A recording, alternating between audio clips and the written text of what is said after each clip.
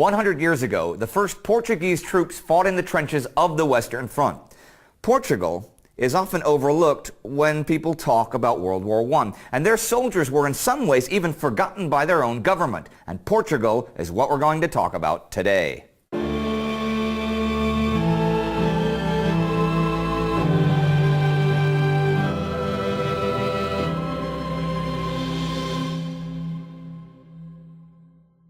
I'm Indy Nidell. Welcome to a Great War special episode about Portugal and the First World War. In the late 19th century, the Kingdom of Portugal had a much larger territory than Portugal has today.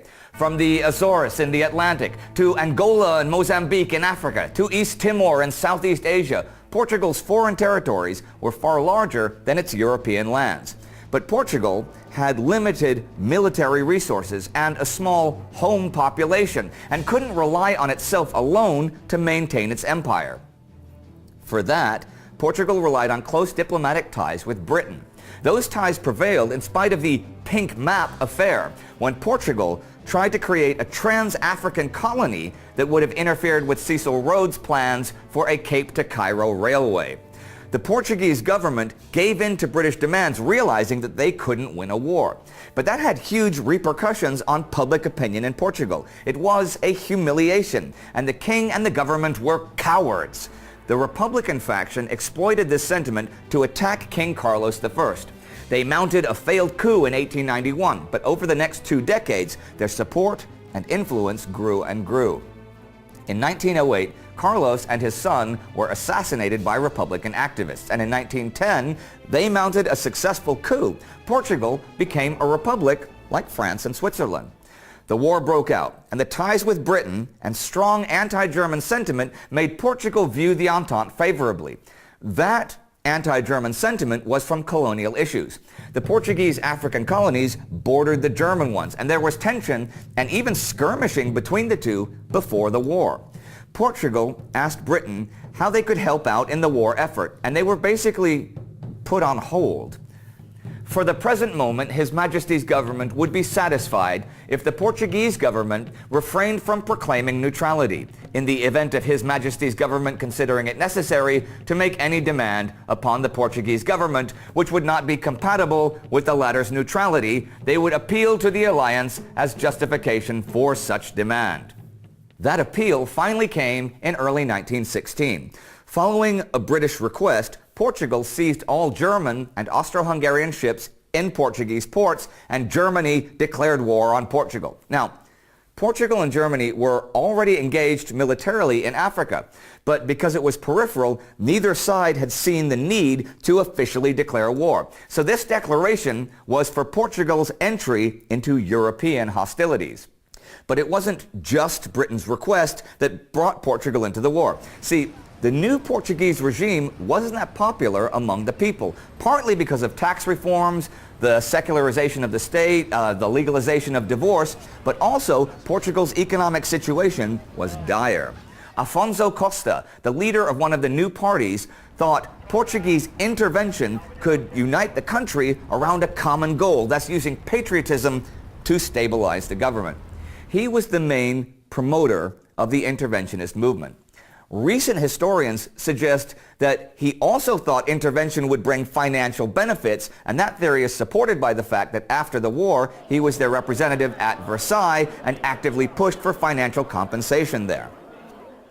We've talked about the fighting in Africa in our regular episodes and Africa specials, so let's look at the European theater. Germany declared war on Portugal March 3, 1916, and preparations for a Portuguese expeditionary force, the CEP, began May 24th, when Minister of War General José Norton de Matos gave the green light to initially drafting and training 20,000 men. The men spent most of the rest of the year training in the weapons and techniques of modern war, and were then brought to Lisbon and put under the command of General Fernando Tamagnini de Abreu e Silva. The troops were sent to France over the first 2 months of 1917 and were all there by February 23rd. Once at the front, the British gave them further training in trench warfare and British weapons and equipment. The men were gradually assigned to British units, and the first Portuguese to reach the trenches did so April 4th. That same day also saw the first Portuguese casualty. Soon, the British began to organize entirely Portuguese units that were integrated into British brigades. When there were enough units, an entirely Portuguese brigade was formed. This repeated itself until 2 Portuguese divisions could be formed, one under General Sinel de Cordes and one under General Gomes da Costa. Once these divisions were formed, they were given a section of the front to defend on the Lalice River between Armentières and Bethune. This was an 11-kilometer section of front. By comparison, in April 1918, the Americans had about the same amount of front to defend, but had 3 times as many men as the Portuguese. Those Portuguese would also be seriously affected by events back home.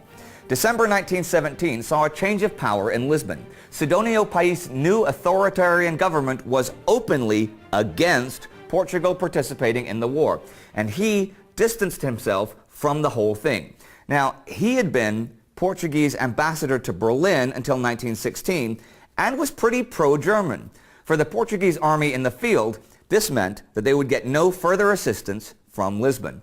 The men felt abandoned and morale plummeted. This really showed when their sector of the front went active in April 1918. The Portuguese troops were exhausted after 6 straight months at the front and were due to be relieved by the British troops April 9th. That very morning, while the relief was in progress, the Germans attacked with around 55,000 men. The whole sector was thrown into confusion. The Germans swiftly took the first few defensive lines. High command ordered a retreat to new defensive positions, but the Portuguese and British had to delay the Germans to cover the retreat. The orders were to die at Line B. This they did, but they did also slow German momentum, and by the time the Germans reached the rear of the sector, they were stopped. The Portuguese forces had been crushed, 1,300 men dead, 4,000 wounded, and 7,000 taken prisoner. The survivors were replaced by British troops, and the CEP never really recovered after Lalice. The battle did produce the hero Aníbal Milhais, who fought the Germans single-handedly with a Lewis gun there. He reportedly killed several hundred German soldiers during the 4 days he wandered the front, after personally enabling the retreat of several entire units. He was awarded the highest Portuguese military honors and remains a badass legend to this day.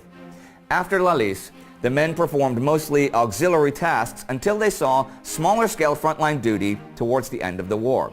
General Tamagnini was replaced in July 1918 by General Rosado. A month after the war, Sidónio País was assassinated and the interventionists came to power once again. At Versailles, Portugal got a piece of Mozambique and the promise of reparations from Germany. These were never paid, but Germany did build a new naval base near Lisbon that's still in use today. The war had produced a big rift between the politicians and the army. The army wasn't even that well received when it returned home, and the military leaders like da Costa, who felt neglected during the war, began to participate in the political arena. This, together with high inflation, high unemployment, and shockwaves from Russia's Bolshevik Revolution, put the Portuguese Republic in a precarious state. Between 1920 and 1926, there were 23 governments in Portugal as one fell after another, before da Costa staged a coup in 1926 that would begin a period of nearly 50 years of authoritarian rule in Portugal. All that is beyond the scope of this channel, though. Today was just a brief look at Portugal before and during the war. You should look it up yourself to get a better understanding, particularly the colonial struggles with Germany. I just thought I'd say a few words about one of the smaller nations that fought the war, but still one who sent men to die at the front, and one whose soldiers were unfortunately neglected by the people at home. Thank you, Pedro Paulo, for helping us with the research for this episode. If you want to learn more about the week Germany declared war on Portugal, you can click right here for that. Do not forget to like us on Facebook and follow us on Twitter for more background information about the First World War. See you next time.